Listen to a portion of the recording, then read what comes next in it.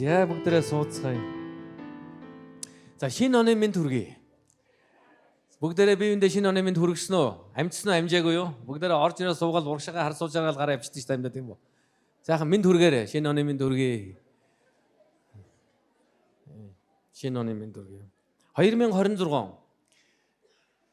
За тэгэл яаж хийж байгаа л болчлоо шүү дээ 26 гараад ирлээ шүү дээ юм уу? Ер нь бидний хүлээдгүй нэг хамгийн том нэг зүйл бол ерөөсөө цаг хугацаа. Бид нарыг бэлэн болохыг хүлээхгүй. Одоо бид нарыг зааж чи бэлэн болсон за одоо тэгвэл нэг нас нэмчихье гэж байхгүй тийм үү? Одоо хүссэн үсээгүй энэ жил бүгдээ нэг нас нэмнэ. Тийм үү? Таны хинж эсэргүүцээд нэмэр байхгүй. Таны зарим чинь би ч арайч төлөвшөөгүй нэг нас нэмээргүй нэ гэж хэлээд нэмэр байхгүй. Нэмнэ. Ягаад цаг хугацаа бидний хизээж хүлээдэггүй. Цаг хугацаа ирсээр л байна. Тэгээд өнгөрсөөр л байна. Харин өгөж байгаа цаг хугацаанд бид хэрхэн амьдрах вэ гэдэг чинь үргэлж чухал байдаг.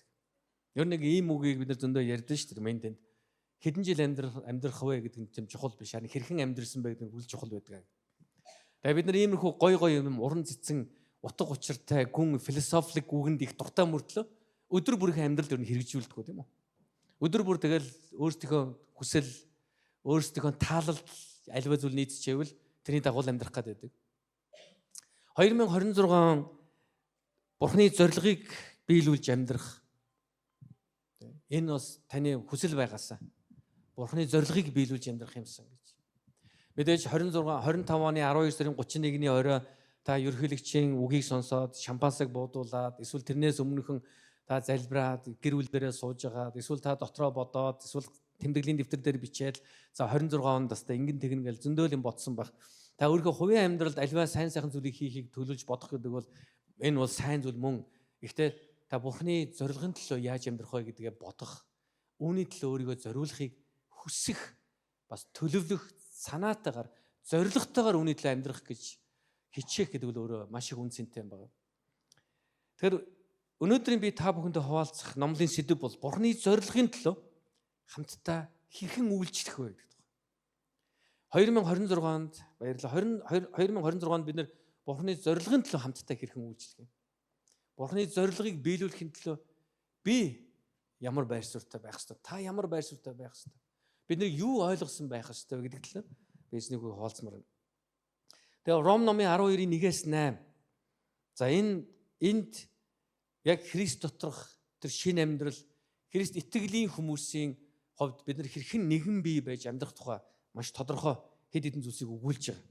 Тэгээ би уншия Ром номын 12-ийн 1-8. За одоо миний унших одоо бичвэрийн хувилбар маань болохоор стандарт монгол орчуулга байгаа. Тийм учраас та нарын яг уншиж байгаа та жоохон зөрж магадгүй шүү заяа. Үгийн хувьд агуулгын хувьд үсээ зөрөхгүй. За та анхааралтай сонссоор. Тиймд ах дүүс минь өөрсдийн биеийг Бурханд тааламжтай амьд бүрэн зориулагдсан өргөл болгон барихыг Бурхны өршөөлөөр би та нараас хүсэмжлэн гуй. Энэ бол та нарын хувьд чин сэтгэлээсээ өргөх хүндэтгэл мөргөл мөн. Иймд та нар энэ үеийн явдал бүү нийц. Харин оюун ухаанаа шинчлэн өөрчлөгд. Тэгвэл юу сайн, юу тааламжтай, юу төгс төгөлдөр болохыг өөрөөр хэлбэл Бурхны хүсэл юу болохыг та нар ялгаж таних болно. Надад өгөөгдсөн нэгүслэр би та нарын хүн нэг бүрт хэлье. Өөрсдийнхөө талаар бодох ёстойгоос илүү дээгүр бүү бод. Харин Бурханаас хүн бүрт ноогдуулсан итгэлийн хэмжээний дагуу нэхур бод. Нэг бие олон эргэтэнтэй байдгийн адилаар бид олон эргэтэнтэй гэхдээ эргэтэн бүрийн үүрэг өөр өөр. Түүнчлэн бид олуулаа боловч Христтэй холбогдсон нэг бие бөгөөд нэг нэгэндээ эргэтэн юм а. Эргэтэн бүр бидэнд өгөөгдсөн нэгүслийн дагуу өөр өөр бэлэг чадвартай. Иш үзүүлэх нь итгэлийнхээ хэрээр иш үзүүлж, үйлчлэх нь үйлчилж, заах нь зааж, ятгах нь ятгаж, өгөх нь өгөөмрөөр, удирдах нь хичээл зүтгэлээр, өршөөх нь баяртайгаар үйлдэх ёстой гэсэн. Яг энэ хэсэгт үндсэн хоёр маш чухал хэсэгт бид нар ингээд салгаж харж болно гэсэн, хувааж харж болно. Эхний хэсэгт болохоор бид нарыг өөрсдийгөө Бурханд зориулсан, бүрэн зориулсан амьд өргөл болгох тухай ярьж байгаа. Хоёр дахь хэсэгт бид нэгэн бие болж хамтдаа үйлчлэх тухай өгүүлж байгаа. Тэгэхээр энэ хоёр зүйл яаж хоорондоо холбогддог вэ гэхээр хэрвээ бид эхлээд өөрсдөө бурханд бүрэн зориулсан өргөл болгож чадах юм бол бид нар бие биендээ өөрсдөө бас зориулах боломжтой байдаг гэсэн.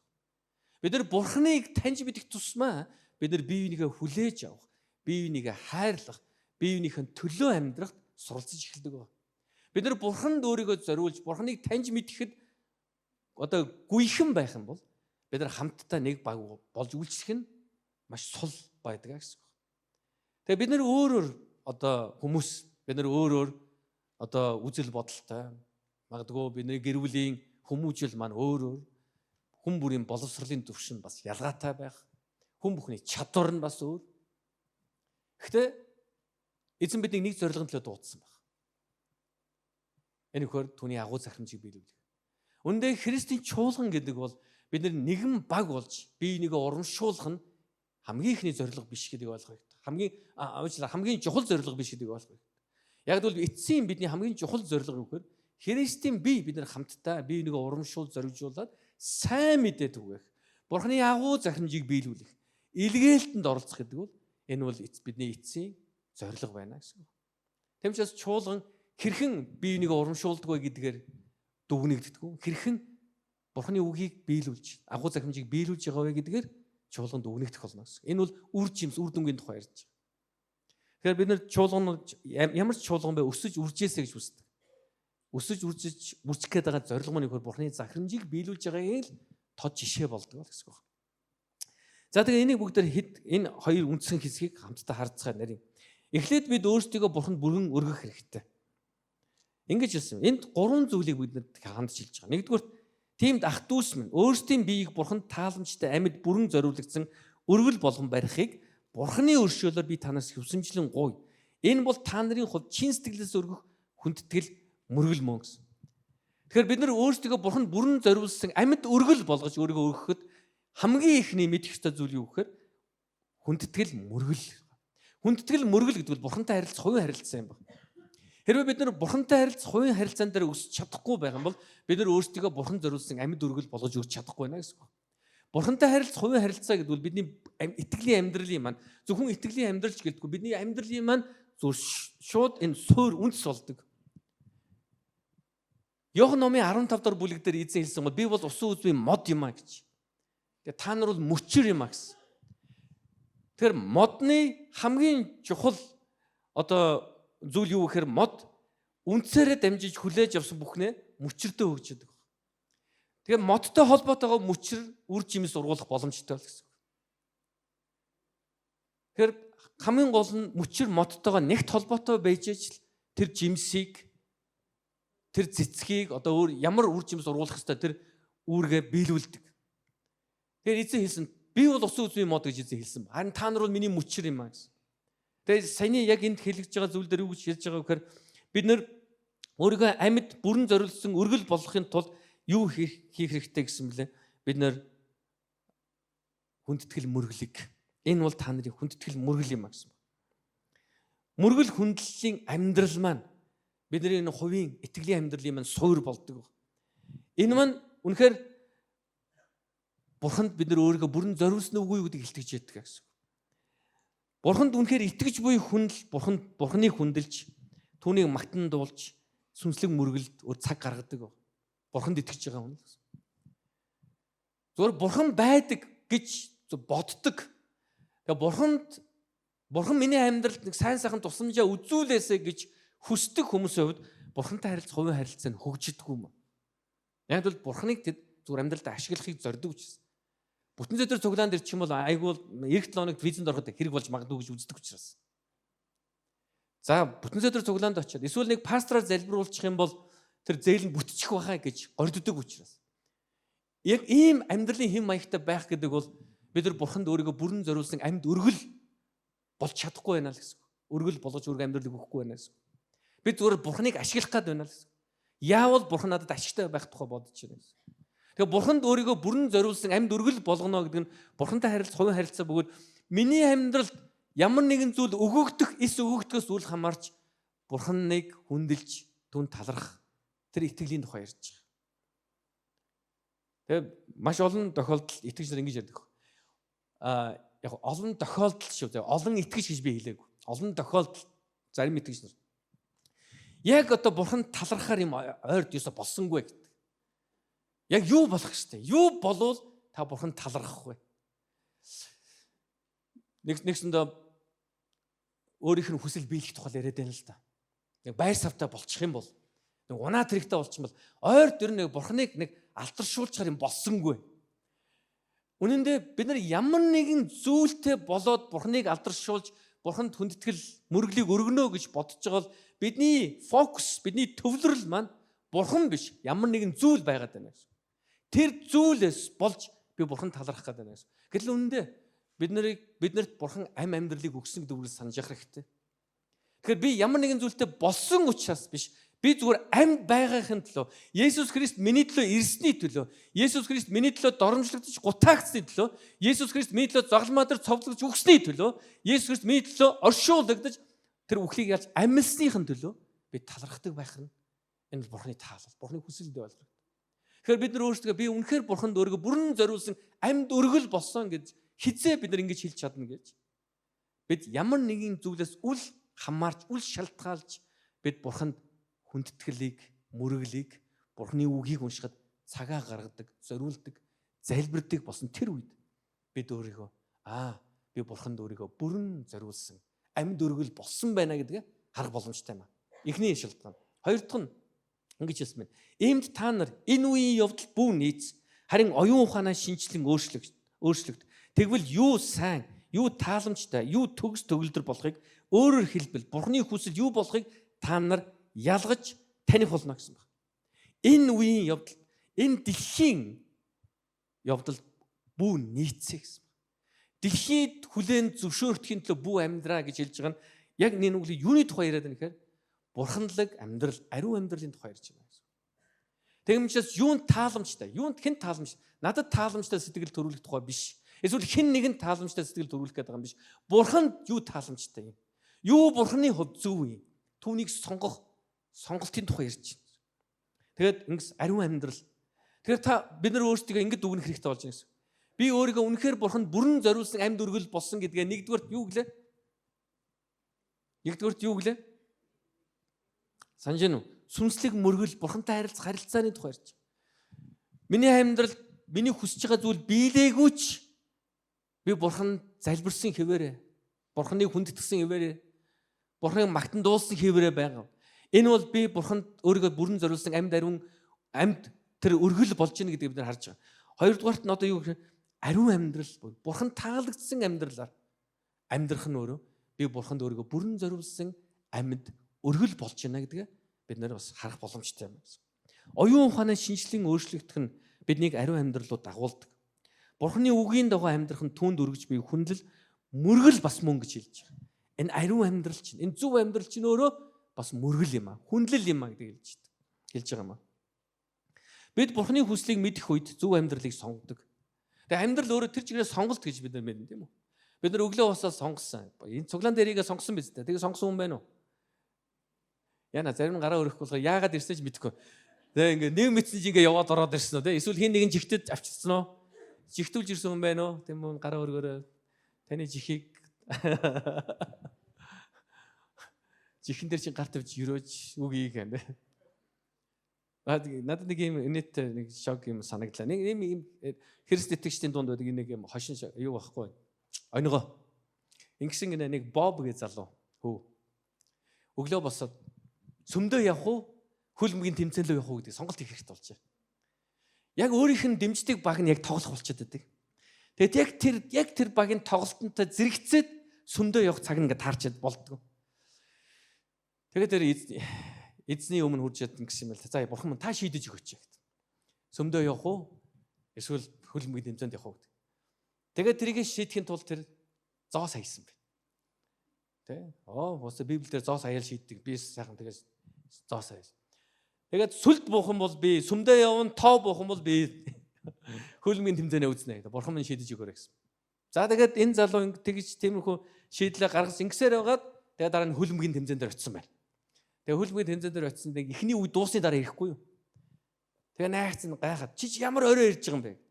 Чи сүм өмөр дээр явчаад ирж байгаа юм уу яаж байгаа гэж. Үгүй би өглөө босоод сүмдөө явах уу? Хөлмөд тэмцээнд явах уу гэдэг сонголт хийх хэрэгтэй бас. Тэгээ би зоо саясан юм а гэсэн. Тэр нэг үгүй тийм зоо саях чи ингэж удна гэж юу байдаг гэсэн. Харин тийм ээ. Тэр зоо сая сонголт хийхэд тулд би бараг 100-аад удаа хаях хэрэгтэй болсон юм а гэж.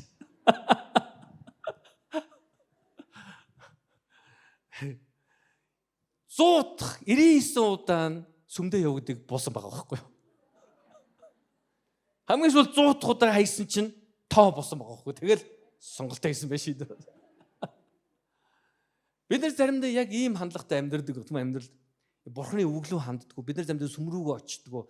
Итгэлийн хүмүүстэйгээ бид нар юм ярьдаг. Ягаад тэгэхээр буруугээ хэлчихгүй, битгийгээ хэлчихгүй гэж айгаад идэх. Чи наадах болоочгээ хэлчихгүй гэж айдаг. Санаа зовдөг. Тийм учраас бид нар заримдаа эзний үг рүү анхаарахаас илүү яг саяны зоо сая л гэдэг. Зоо саянгууд нөгөө сүлд буугаад сүмдээ яв гэдэг. Харин бид нар хөлмийн тэмцэл яв гэдэг буу хүртэл бид нар хайч идэг тийм нөхөн. Амьдрал сонголт бид нар үргэлж сонгож байгаа. Бид нар хань ижлээ сонгодог. Тийм үү? Бидний амьдралд хийж байгаа энэ олон сонголтууд харин Бурхны хүслийг мэдэх үед тэр ариун зөв амьдралыг бид нар сонгодог. Ариун амьдралгаа ярихаар зарим хүмүүс их жоохон тийм итгэж хэрнээ яг тэр үгийг хэрэглэх дургүй хүмүүс байдаг байхгүй. Яг тэр угаасаа хинч ариун амьдрч чадахгүй. Би угаасаа ариун амьдрч чадахгүй. Ариун амьдрал гэдэг бол маш хэцүү, маш хүнд. Ер нь яг Библийн бид нар ингээ Библийг унших тусам ариун амьдралын тухай ярих үед энэ нь бусдаас илүү төгс амьдраад байгаа хүмүүсийн тухай яриаггүй ойлгох хэрэгтэй.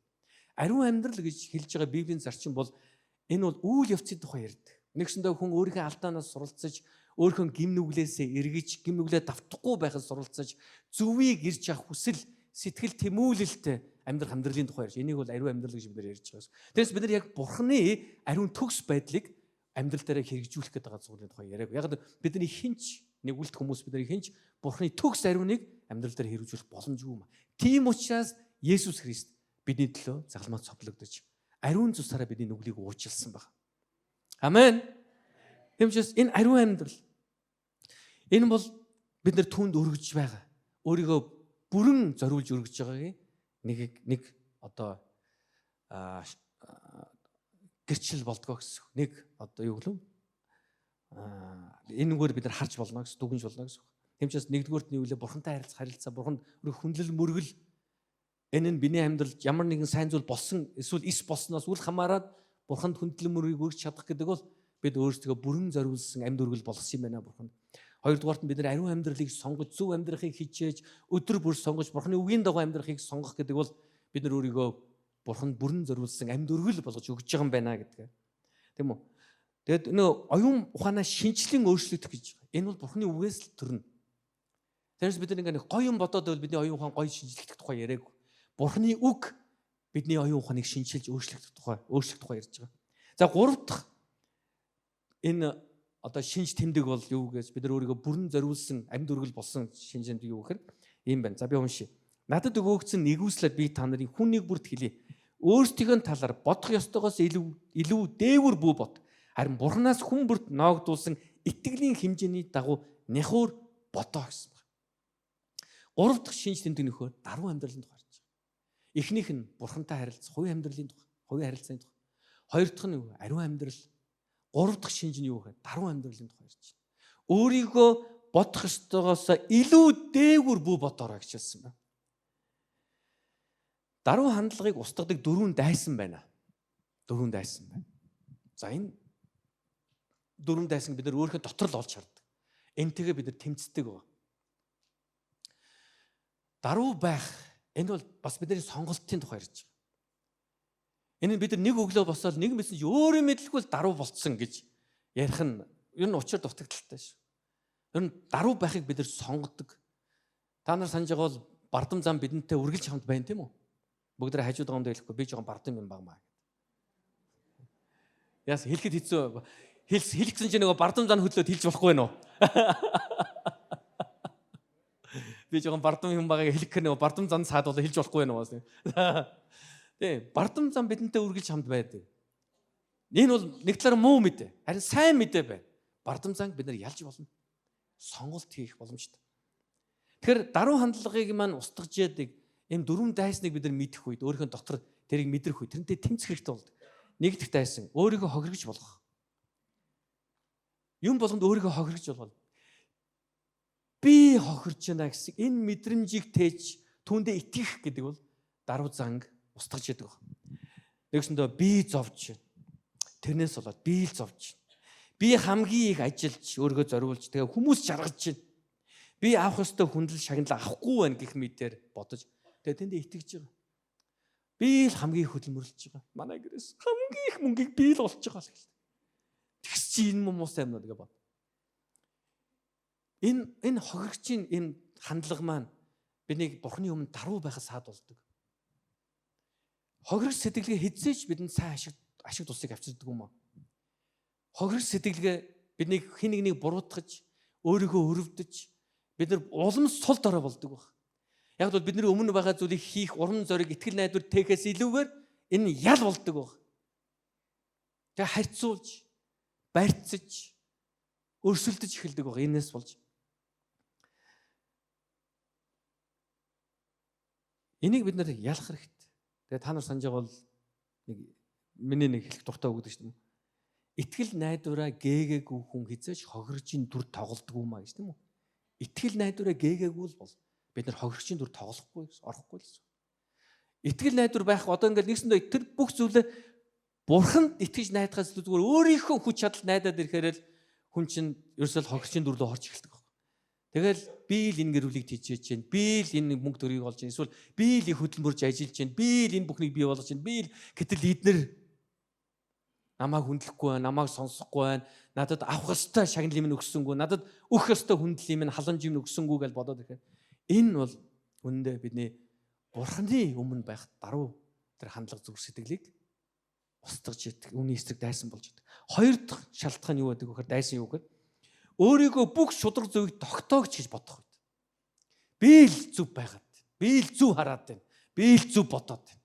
Бусд нь юу дандаа буруу байна. За би л энэ шудраг зөвийг тогтоохгүй л өөр хинч тогтоохгүй юм байна гэж бодох үед. За мэдээж бид нар шудраг үнний тухай ярих нь зөв. Шудраг бус байдалтай эвлэрэхгүй байх нь зөв. Гэхдээ эцэст нь шудраг үннийг бид нар өөрсдийн хүч чадлаараа тогтоодог юм биш. Шудраг байдал Бурханаар тогтдог. Тэрс би шудраг байгаа учраас тогтдог юм биш. Бид нар өөрсдөө шудраг байдлыг хүсэх хэрэгтэй. Бид нар өөрсдөө шудраг зүйлийг ярьж байгаа бол шудраг амьдралыг өөрөөсөө шаардах хэрэгтэй. Өөрийгөө бүх шудраг зүйлийг тогтоогч болно гэж бодох үед энэ маань бидний даруй хандлагыг бас устгадаг, даруй хандлагын эсрэг ажилтдаг гэсэн. Надаас өөр үнэн хүн байхгүй. Би л зөв, бусд нь буруу. Би л шудраг үнийг тогтоох ёстой. Надаас өөр энэ шудраг үнийг тогтоох энэ газар байхгүй. Энэ сүмд би л үнийг хэлэх юм байна. Энэ сүм надаас өөр шудраг хүн алга гэж бодох нь. Яг энэ Бурханы өмнө байх таны даруй хандлагын эсрэг ажиллаж байдаг. Таныг Бурханы өмнө даруй байх биш харин ч бардам болгож байдаг. Би чадж чинь, би мэдж чинь. Манай сүмд тийм тохиолдол байсан. Над дээр хурж ихэд пастраа энэ хүнийг та сүмөөсөө явуулахгүй би танаас сүмөөс явлаа гэж. Танаа сүмөөс би гэр бүлээ аваад явлаа гэж. Бүр яг тэгж хэлж ирсэн байхгүй. Энэ хүнийг л явуулчихвал. Тэгээ би тэгж чадахгүй шүү дээ. Би яах юм хинэн илүү хинэн дутуу гэж би алийг хөөж алийг үлдээх юм. Энэ миний сонголт биш. Чуулган бүх нүгэлтнүүдийн төлөө нээлттэй шүү дээ. Тэгээ би хэлсэн уучлаарай би таны хэлснийг хийж чадахгүй нэ. Тэгвэл би гэр бүл аваа явлаа. Одоо явахаас та одоо өөрөө. Өөрөө сонголтоо хийж байгаа учраас.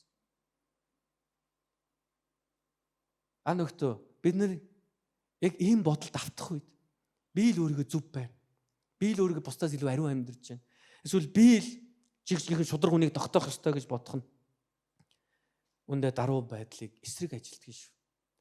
Гурав дахь дайсан юу гэж үйлсээр өөрийгөө тодорхойлох гэж хичээх үед. Үйлсээр, сайн үйлсээр. Би тэрнээс илүү сайныг хийдэг. Би илүү ариун амьдарч байна гэж ярих бодох үед. Сая өнгөрсөн 3 өдөр бид нэр шинэ оноо угтах залбирал хийсэн шүү дээ. Өглөө үүрийн залбирал те 5:30-аас 8 цагийн хооронд.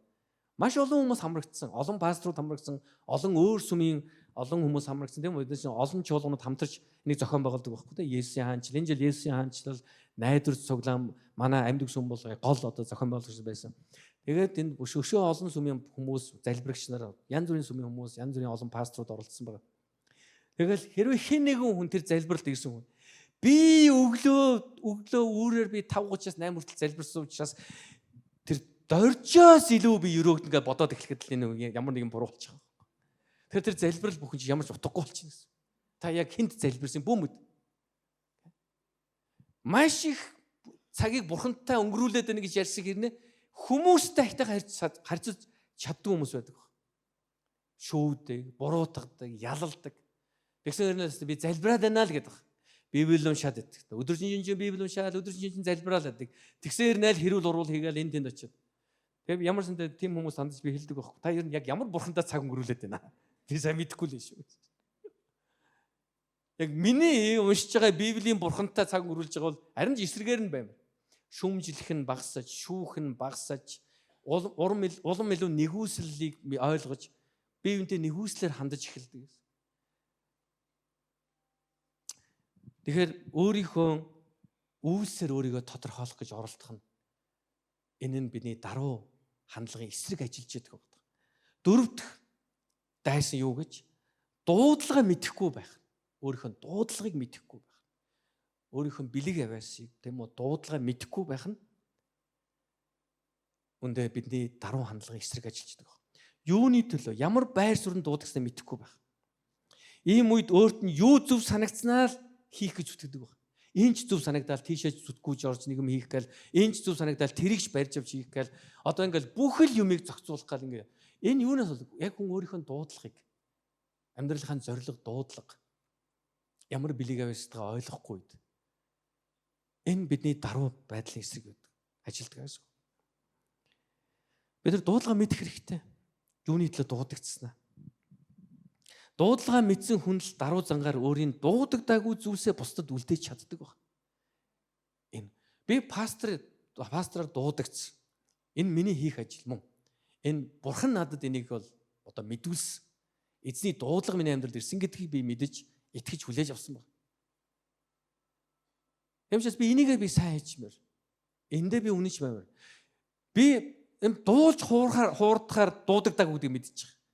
Тэгээ миний одоо ярьдаг их нэг бас нэг гол жишээний нэгс тийм үү. Яг тэгэхээр дэвтэ дөрөв би мэдээж бурхныг магтан дуулахаар бол би дуудагдсан. Би хүнлэл магтаалыг өргөхөөр. Гэтэ би магтаалаа өдөрдөгч байхаар би дуудагдаг.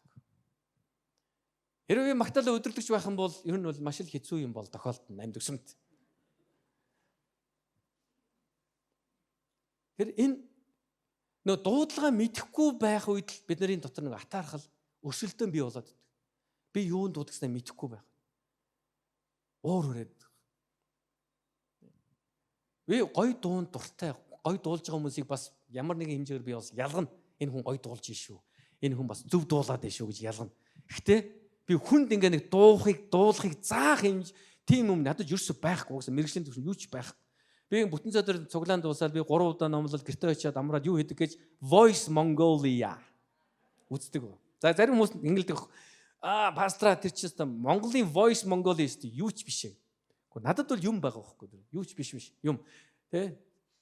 Яа би Америк юм уу Европынхантай харьцуулахгүйгээр зүгээр Монгол хүний өнцгөөс Монгол залуучуудын дуулж байгааг хараад надад гоё байдаг. Зарим нь үнэхээр бас л буруу дуулаад байгаа. Зүгээр би л тэгд өнгөж байгаа шүү. Гэтэ миний дүгнэлтээ бас шүүгчэд бас адилхан байгаад байна шиг хэрнэ бол. Тэгэхээр би бас урам аваад. За би бас очиргүй бас буруу сонсохгүй л байгаа юм байна. Харин би тэнд атаархаж болохгүй байна. Хэрвээ би тэнд атаарах юм бол би өөрийнхөө дуудлагыг ойлгохгүй нэ гэсэн үг шүү дээ. Өөрийнхөө бэлэг авьяасыг мэдэхгүй нэ гэсэн үг шүү дээ. Би тэднэрт өрсөлдөж болохгүй зү. Тэр би тэдний хэмжээнд дуулж чадахгүй юм шүү дээ. Тэгэхээр хань нөхдөд бидний дунд өрсөлдөөн бий болдог шалтгаан. Бидний дунд атаархал бий болдог нэг том шалтгаан өөрийнхөө дуудлагыг, өөрийнхөө зорилгыг ойлгохгүй байх. Ямар байр суурьнд байх ёстойгоо мэдэхгүй байх. Бурхан биднийг яг хэн байхын төлөө дуудсныг, яг ямар үүрэгтэй байхаар дуудсныг ойлгохгүй байх үед л бидний дунд атаа хорсол явж идэг. Өөрөө хийж чадахгүй мөртлөө хийж байгаа үнийг л бид нар буруутгаад идэг. Энэ бол чадахгүй байна л гэдэг. Дуудлага мэдсэн хүн л яадаг гэнэ? Даруй зангаар өөрийн дуудагдаагүй зүйлсээ бусдад үлдээж чаддаг юм аа гэсэн. Тэгэхээр саяны өгүүлсэн 3 зүйл бид нар өөрсдөө амьд тийм үү тахил болгож, өргөл болгож бурханд өргөж байгааг. Тэгээ бүрэн зориулагдсан амьд өргөл болгож өөрийгөө бурханд өргөж байгааг харуул. Нэгдүгээр төлөв бурханы хүндлэл магтаал.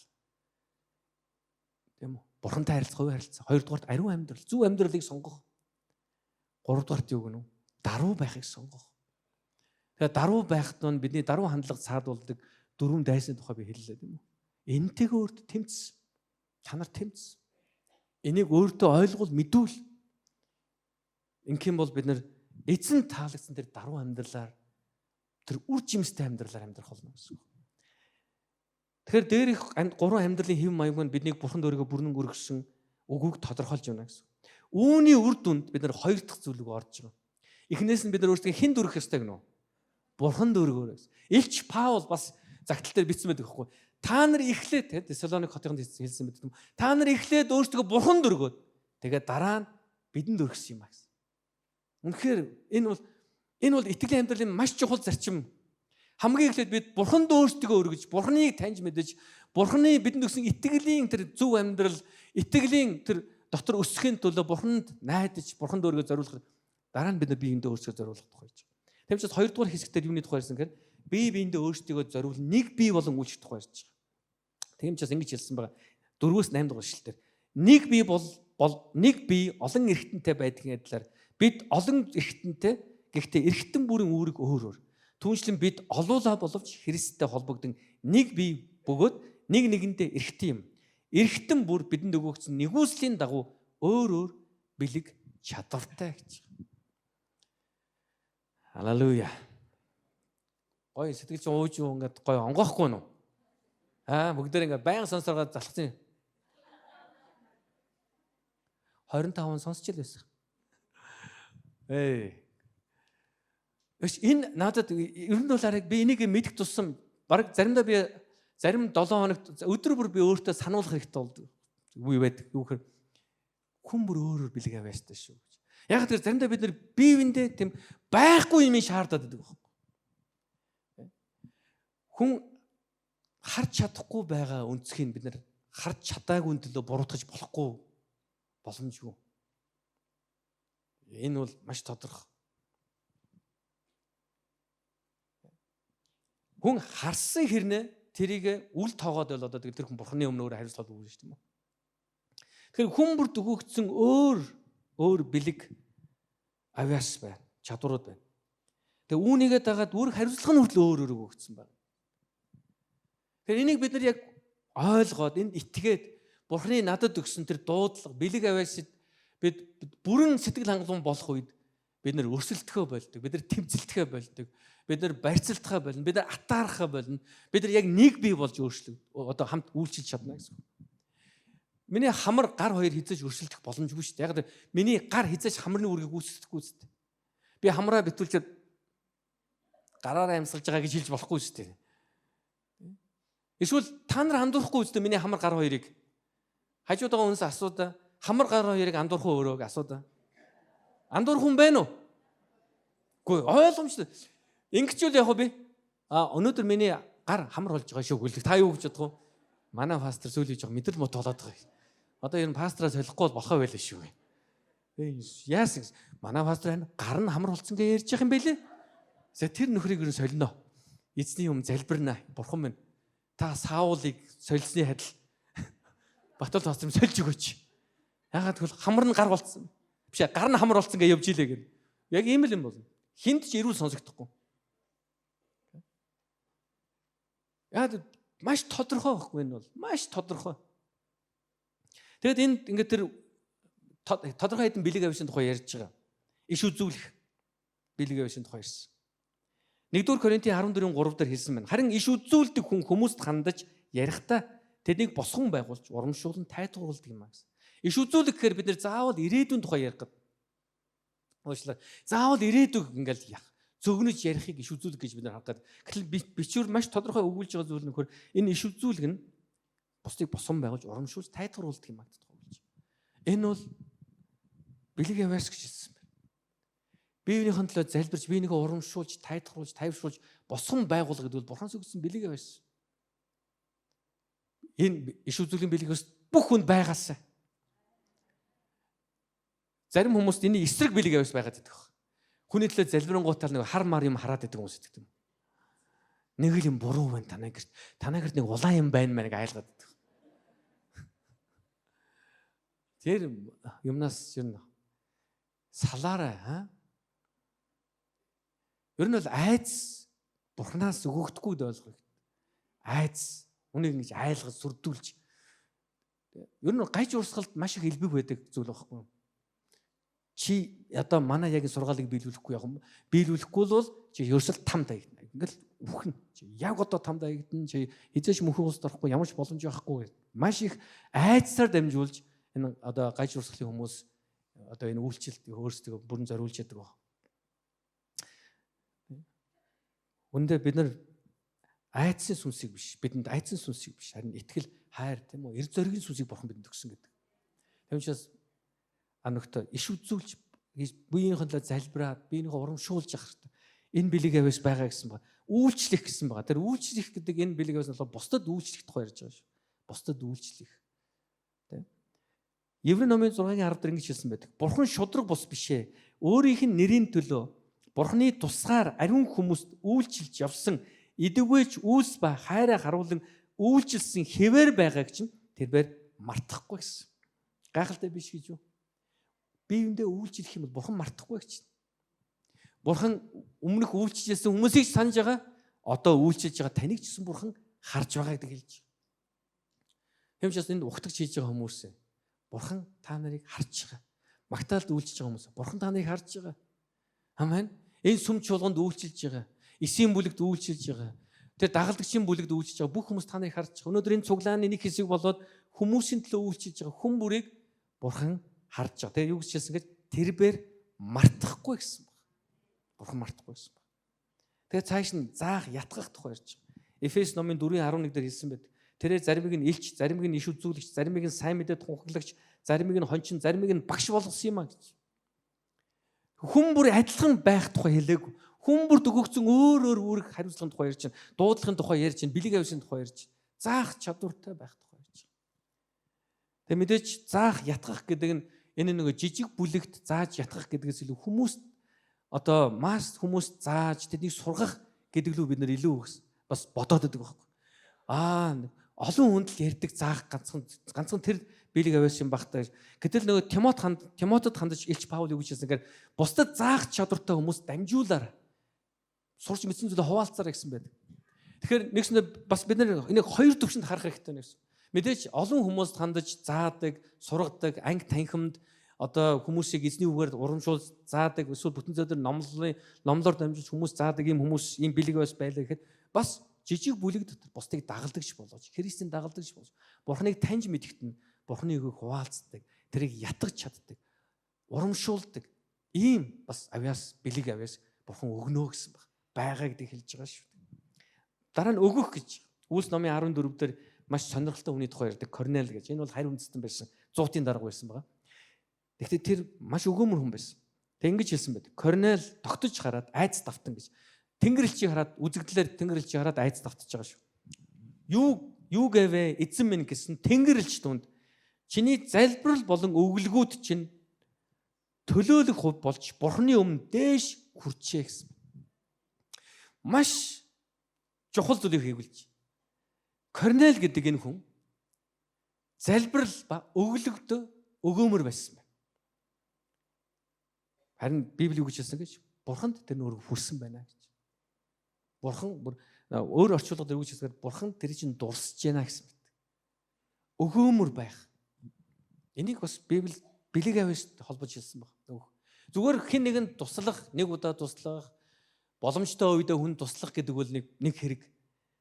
Харин өөрөө санхүүгийн асуудалтай байсан ч бусдад өгөөмрөөр баяр хөөртэй тусалж чадах тэр бэлэг авьяасын тухай ярьж байгаа. Би тийм олон ийм итгэлийн хүмүүстэй таарж ирсэн, бас надад гэрчилж ирсэн байгаа. Өөрснөө маш их санхүүгийн өр ширтээ, өртөө асуудалтай мөртлөө үйлчлэлийн төлөө өргөж, хүмүүсэд өгөөмөр гараад сунгаснаас болж эзэн хэрхэн өрнөөс нь гаргаж, хэрхэн эзэн шинэ боломж үе талуудыг нээж өгсөн талаар ярьж байсан гэрчлүүдийг би бас олонтоо сонсч байсан байна. Тэгэхээр энд хэлсэн бурхан дурсах болно, бурхан санах болно гэсэн. Өгөөмөр байх гэдэг. Энийг хүчилдэг юм биш л дээ. Яа одоо өгөөмөр байхаас ямар хэцүү яа шүү дээ. Өгмөөргүй л ах. Эний оронд энийг нэг кил талхаваад биш нэг кил махаваад чанаад ичвэл хичнээн сайхан. Өгөхөөс одоо нэг бурханаас харж байгаа багт ядаргаад. Ийм юм тухай яриаггүй шүү заяа. Окей. Ингиж одоо өөрийгөө ингээл хүчлээл тэгээд өгчөөл тэгээд хараад бодоол миний өгсөн мөнгөөр энэ хүн яг 1 кил махаваад гэртээ өнөөдөр орой чанаад идчихэж байгаа та. Гэтэл би одоо өсөөд л байж байна. Ингэж ерсөө итэм ял болж байгаа тухай. Өөрөө өртөө байсан ч өөрөө санхүүгийн бэрхшээлтэй байсан ч өөрөө идэх хол хомс байсан ч гэсэн бусдад өгж бусдад хуваалцсандаа баяртай байх. Гэртээ очиод магадгүй зөвхөн уснаас өөр юмгүй байгаадаа баярлаад тэгтээ би тусалсан хүн өнөөдөр хоолтой хонж байгаа доо гэж баярлаа. Энэ нь өөрт нь баяр хөөргийг өгж байгаа. Энэ сэтгэлийн тухай ярьж байгаа. Энийг бэлэг яваас гэж хэлээд байгаа байхгүй. Энэ бол бэлэг яваас гэдэг байна. Халелуя. Тэгээ манай чуулганч ийм олон хүмүүс байдаг. Тэр хүмүүсийн өгөөмөр сэтгэл зориултаар дамжуулж олон хүмүүс тэнхэрч энэ чуулганы үйлчилж гисэн өргөжинд хэлж байгаа. Тэгэд энийг эзэн Үлс номын 10 дугаар бүлэг дээр эзэн Корнел гэдэг тийм өгөөмөр тэр 100-ын дараа хэлсэн. Чиний өргөл болон залбирал чинь сонсогдсон, хүрсэн, дуурсагдсан юм а гэж тийм үү. Дараа нь удирдах үйлчлэлийн тухай ярьж байгаа. Энэ бэлэг авсан. 1-р Петрийн 5:2-4 дээр хэлсэн байгаа. Бурханаас та нарт хариуцуулсан хонин сүргийг хариулт ихтэй албан хүчээр бус харин Бурханы хүсэж байдгийн дагуу сайн дураараа хомхоо ашигын төлөө бус харин сэтгэлээ гарган халамжил та нар хариуцаж явсан хүмүүсээ ноёлж болохгүй харин хонин сүрэг болсон тэдэндээ үлгэр дуурайлна бай. Тэгвэл тэрүүн хончныг ирэх цагт үл гандах цог жавхланд дитмийг та нар хүртнэ гэсэн. Энд бас л энэ сүнслэг удирдах үйлчлэл дуудагдсан хүмүүс тэр пастрын ахлагчийн тэр одоо ямар л сүнслэг үйлчлэл болсон тэр хүмүүст эзэн дитм өгнө гэсэн. Хизээ вэ гэхээр тэд нар хэрвээ чин зүрх сэтгэлээр бурхан таалагдсан тэр зөв хандлагаар хүмүүсийн төлөө үйлчлэх юм бол гэсэн. Үлгэр дуурайл болох тухай ярьж байгаа. Заасан шигээ амьдраараа гэдэг л хэлээд байна гэсэн. Тэгж чадах юм болоо гэсэн. Тэгм учраас энэ удирдах үйлчлэлийг хийж байгаа энэ бол эрх мэдлийн тухай яриа биш. Энэ нь бусдыг одоо загнаж эсвэл бусдын дээр эрх мэдлээ далаалах тухай яриа биш гэсэн. Харин бусдад үйлчлэх тухай яриа гэдэг хэлж байгаа. Тэгэхээр хэрвээ тэгж чадах юм бол тэтмийг хүртэх болно гэсэн байна. Тэгээ хамгийн сүүлд нь өршөөх гэдэг энэ бэлэг авсан тухай ярьж байгаа. За энэ өршөөх гэдэг энэ бол хэн нэгэн хүн би чамааг уучлсан гэж нэг ууртаа хэлж байгаа үгийн тухай яриаггүй шүү. Уучлж гэн өөрөө чи. Би тэрийг уучлцоо дахиж харьцахгүй. Энэ өршөөх энэ бэлэг авс биш. Энэ өршөөх гэдэг нь их сонирхолтой энэ мэх чухал бэлэг авс байгаа бас. Юухээр энэ бол зовж шаналж буй хүмүүс, сул дорой хүмүүст инэрэнгүү төвчээртэй хандах тухай. Тэдэнд чин сэтгэлээсээ баяртгаар туслах чадвартай байх тухай ярьж. Би надад ингэж ярьсан хүмүүс байдаг шүү. Пастор би тийм сул дорой юм ядарсан хүмүүст дургу байхгүй. Гуйлах чинь царайлчаад гэтдэг. Тэгээд итгэж хүн штэ тийч. Яг би тэр тийм хүмүүсийг буруутгадаг бол зөвөр яг би эзнээс тэр хүмүүсийн төлөө залбирч чадах зүйл юу гэхээр энэ хүмүүс тэр хүмүүсийн төлөө жоохон ч гэсэн үрв сэтгэлтэй болоосаа төвчээртэй ханддаг байгаасаа гişin одоо энэ залбирлыг өргөдөг.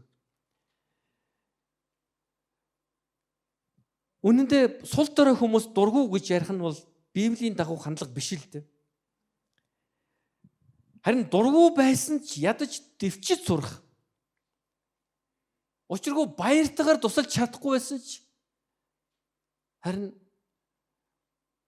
тэр хүмүүсийг одоо байгаа нөхцөл байдал дотор ойлгохыг хичээх гэдэг бол энэ бол одоо Библийн дагуу тодорхой зан чанар суралцаж өсөж байгааг харуулж байгаа юм. Харин зөвөр энэ бэлэг авьяастай хүмүүс нь болохоор дэвчиж мэвчих биш бүр баяртайгаар тусалдаг хүмүүс байна. Тийм сул дорой хүмүүсийг хараад тэр зов шаналж байгаа хүмүүсийг хараад тэр нь тусламжийн гараа сунгаад одоо ингээл байсыгээл тань дээр хүчил юм гуйдаг хүмүүс байдаг үсттэй. Одоо ер нь гэр бүл хамаатан садан донд нэг л тийм хүн байдаг та тийм үү. Юм болгоор боломж байна уу гэж асууж идэг тийм үү. Оюуна боломж байна уу? 10,000 20,000 Өөрт нь юу ч байхгүй мөртлөө тэр 10 20 мянган төгрөг 20 мянган төгрөг гэдэг байгаа шүү дээ. Тэр чинь 20 мянган төгрөг биш шүү дээ. Тэнэ доржоо. Нэг л удаа тусалж чадаад дахиж би гоохгүй л гэдэг. Тэгэл гуйж л. Тэр хүмүүст бид нэр уурлаж, дургуутсаж, тэр хүмүүсийг янз бүрийн хил амаар дормжлохоос илүүгээр зүгээр байгаар нь хүлээж аваад өөрийнх нь чадах юм дээр туслах гэдэг бол итгэж хүний хандлага байх хэрэгтэй. Харин бүр давуулн баяр хүрдэж туслах гэдэг бол ийм бэлэг авьяастай хүмүүсийн тухай ярьж. Mercy гэдэг юм уу? Merciful гэдэг юм уу? Ийм өршөөнгөө нэгүүлсэнгөө ханддаг ийм хүмүүсийн тухай ярьж байна. Тэр бэлэг авьяас бүр өөрөөр. Хүн бүр өөрөөр бэлэг авьяастай. Бүгд тэр хажууд байгаа хүндээ хамт хэлэхгүй. Танд байгаа бэлэг авьяас надад байхгүй гэд.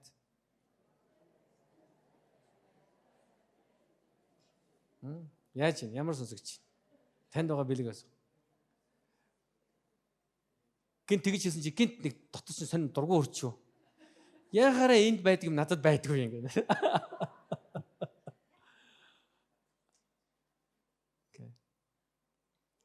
Өөрт байгаа зүйлээс сэтгэл хангалуун бай. Бурханд баярл. Таларх. Байхгүй зүйлийн төлөө битгий гомдол. Бид нар үргэлж байхгүй зүйлийн хойноос яваад байдаг. Тийм таж болчих юмсан. Ийм таж болчих юмсан гэж. За мэдээж яг амьдралаа сайжруулах тал дээр эд хөрөнгө эд материалын тал дээр мэдээж хүн л болсон сайн сайхантай болъё гэж бодохын буруу юм байхгүй.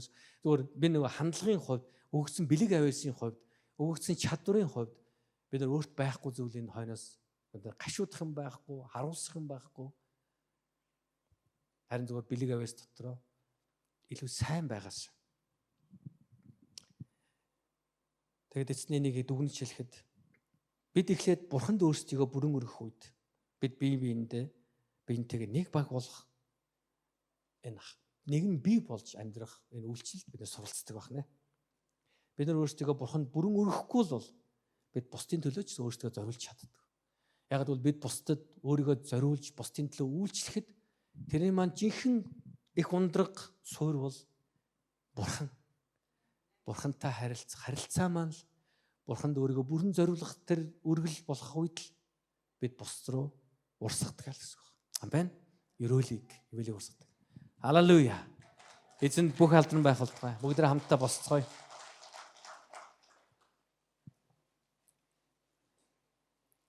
Тэгээ яг одоо бүгд хамт залбирах чинь. Тэгээ бид нар яг юуны төлөө залбирах гэдэг нь гэхээр Бурханаас өгөгдсөн ялангуяа энэ 2026 онд Бурханаас танд өгсөн тэр дуудлагыг мэдээгүй тэр дуудлага мэдхийн төлөө. Энэ жил би дуудлага мэдж дуудлагынхаа дагуу үйлчлэх юмсан гэж залбир Бурханаас. Бэлэг авьяасаа мэд. Би яг ямар бэлэг авьяас вэ? Тэр мэдж байгаа тэр бэлэг авьяасаараа бусдад үйлчлэх юмсан, чуулгандаа үйлчлэх юмсан гэж бод. Иш үзүүлэх үү, өршөөнгөө байх уу, өгөөмөр байх уу? Ямар бэлэг авьяас? Тэгээ өгөөмөр байдлын тал дээр тийм үү, өргөдөг хүмүүсийн тал дээр манай Монгол үг байгаа шүү дээ. Өглөгч хүн өөртөө хоосон. Тэ? Бүр тийм хэмжээнд тэр хүний сэтгэл хөдөлж, баярлаж, бусдад үйлчилж яадаг баг. Заримдаа тийм өгөөмөр хүмүүсийн юуг нь жоохон татах хэрэгтэй болдог. Come on байж байгаарай. Тэгээ одоо нэг жоохон зарим тийм өгөөмөр хүмүүс гэр бүлээ хохироогоод бусдад одоо өгөх гээд байдаг байхгүй. Тэр бол бас нэг тийм ухаалаг явдал бас биш шүү. Яг тэрэн дээр бас хажууд нь ингээд байгаа найз нөхд нь бас хэлж өгөөд, зөвлөж өгөөд гэр бүлээ хохироон байж бусдад туслана гэдэг бол энэ бол нэлээд хувийн хичээсэн чанар байна. Яг тэгэхээр эцэст нь бусдад тусласандаа болоод өөрөө хаппи байсан ч гэр бүл нь хоосон байна гэдэг бол тийм ухаалаг юм биш шүү тийм үү. Тэгэхээр заримдаа нөгөө хүмүүс өгөгдсөн бэлэг аваас юм уу хандлага энэ дуудлагаасаа болоод нэг зүйл дээр илүү төвлөрөх үед нөгөө зүйлээ алдуулаад байдаг байна. Тэгэхээр дуудлага мэддэх, бэлэг авьяасаа мэдэх гэдэг бол бидний яг төвлөрөхт нь маш их тусалдаг байна. Юун дээр төвлөрөх ёстой вэ гэдэг. Төвлөрж байгаа зүйл дээр л бид нар амжилтыг гаргадаг. Яг л нөгөө томруулдаг шилтэй байлаа тийм үү? Та нар баг багтаа томруулдаг шилээр гал гаргаж үтсэн биз дээ. Тэ? Тэр томруулдаг шилний тэр цэг, тэр нарны тусгал орж байгаа цэг нь нарийнхан байх тусмаа л жижигхэн байх тусмаа л гал гардаг тийм үү? Тэр нь ингээд өргөн том байх тусмаа яадаг вэ? Гал гардаг шүү дээ. Тэгэхээр бид нэр заримдаа яг өөрийнхөө дуудлагыг мэдэхгүй байх үед эсвэл өөрийнхөө бэлэг авьяасыг мэдэхгүй байх үед бид нар ингээд тэрүүгээр л бөөл хүн байж байгаа. Бүх юмд л нэг оролцсон. дуудлага мэдэх үед бид нар илүү нарийн, илүү төвлөрөлтөй болж ирдэг. Тэгээ бидний амжилт, ер нь амьдралын энэ дэлхий дээрх амьдралын маань амжилт төвлөрлөөс төрж идэг баг. Төвлөрөх тусмаа л бид нар илүү амжилтанд хүрч идэг. Тэгээ би нэг юмыг сая саналаа нөгөө 80-аад оны үед болсон гэж ярьдаг баха. Нөгөө Pepsi, Coca-Cola хоёрын хооронд тийм нэг өрсөлдөөний тухай ярьж байгаа байхгүй. Тэгээ тэрийг бичсэн хүн ингэж бичсэн байсан. Гэтэ би өөрөө тэрийг яг судлааг байгаа мэдэхгүй л тэрийг бичсэн хүнээс нь өгнийх нь уншижсэн мó. Pepsi, Cola хоёр яг 80-аад оны их үед одоо худалдааны маш том өрсөлдөө явуулсан. Аль нь илүү бэ?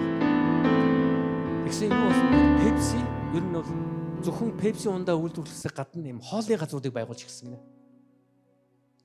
Тэгээд Cola болохоор зөвхөн кологоо үйлдвэрлэхэд анхаарсан гэж илүү дутуу юм баг. Зүгээр кологоо ундаагаал сайн үйлдвэрлэх юм.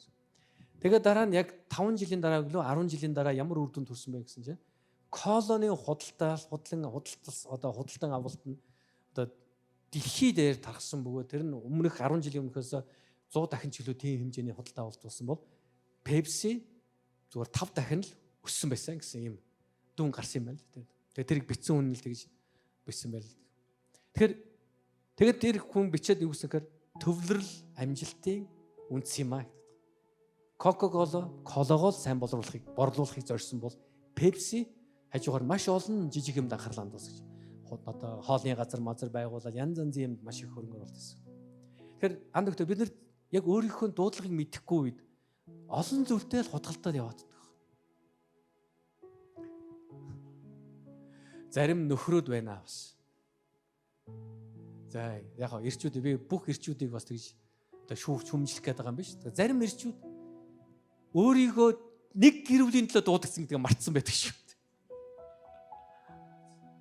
Яг олон гэр бүлийн төлөө тоо өрхийн тэргүүн шиг аягалдаг ирчүүд байна шүү.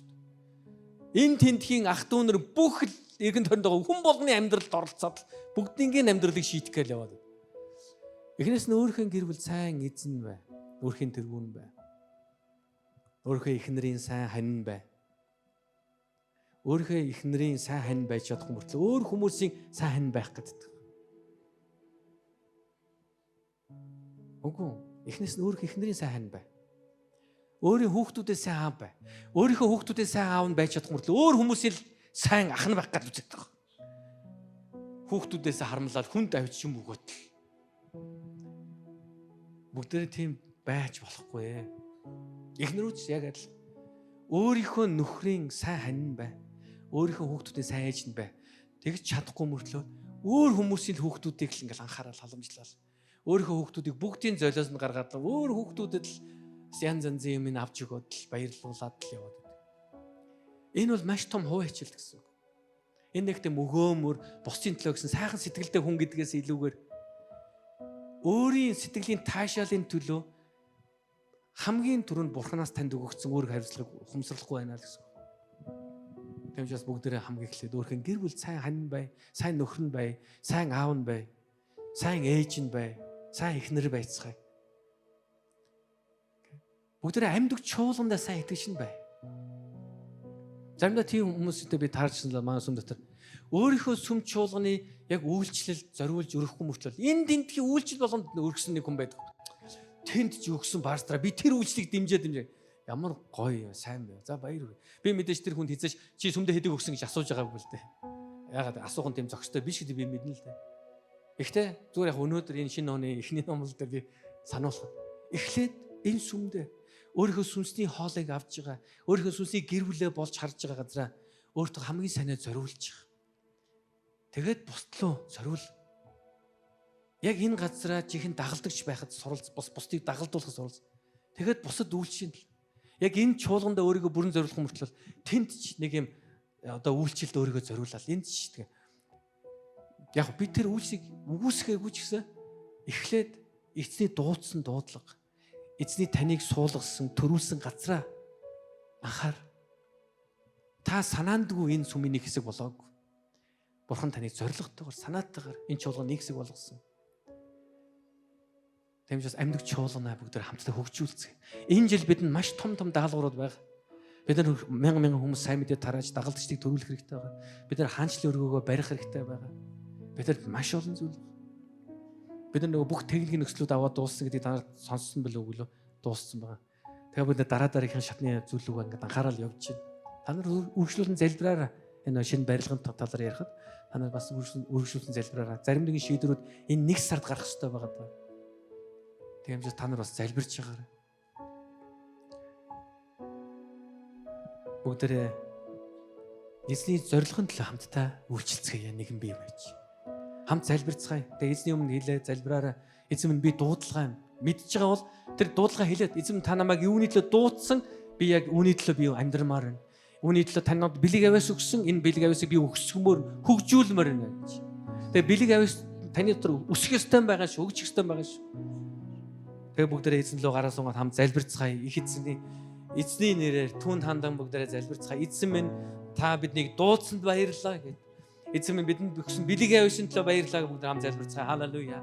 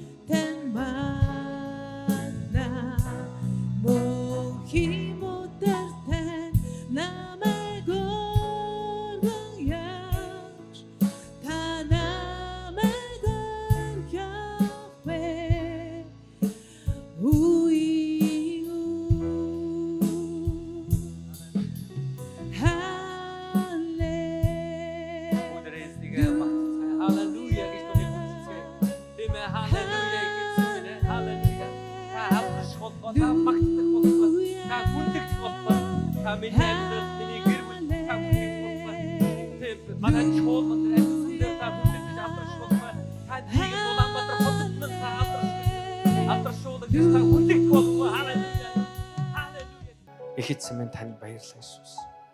Таны зорилгын төлөө, таны хаанчны төлөө бид нэгэн бие, нэгэн баг болон энэ 26 онд хамтдаа үйлчлэх та нар хүч чадлыг тусалгааг өгөх болтугай.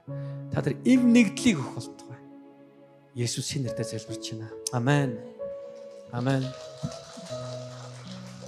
Бурхан самуурлын бурхан биш ээ. Самуурлын бурхан биш гэдэг нь ямар утгаар хэлж байгаа вэ гэхээр Бурхан таныг юуны төлөө дуудснаа Бурхан танд тодорхой мэдүүлнэ гэсэн. Нэг тийм юм шиг, ийм юм шиг гэж яриад байдаг хүмүүс байдаг. Нэг өдөр босоод нэг юм бодоод их тийм л үйлчлэх ёстой юм шиг. Нэгэл маргааш өглөө босонготой тийм юм хийх чинь. Бурхан маш тодорхой мэдүүлдэг. Яа одоогоос яг 30 жилийн өмнө тийм 95 онд л доо. Намайг Библийн сургуульд байхад 5 өөр хүн яг нэг адилхан үгийг хэлсэн байхгүй. Гэхдээ яг өгүүлбэрүүд нь адилхан байгаагүй, агуулга нь адилхан. Бурхан чамайг пастораар дуудаж байна гэсэн үг байсан. Бурхан чамайг пастораар дуудаж байна. Бурхан чамайг өөрийнхөө ард түмний төлөө удирдагчаар дуудаж байна. Сүнслэг удирдагч байгаарай. Бурханы ард түмний дагуулаарай. Тэгэл Йохошуа номын 1-р бүлгийг хэлээл. Йохошуа номын 1-р бүлгийг Бурхан чамд өгч байна.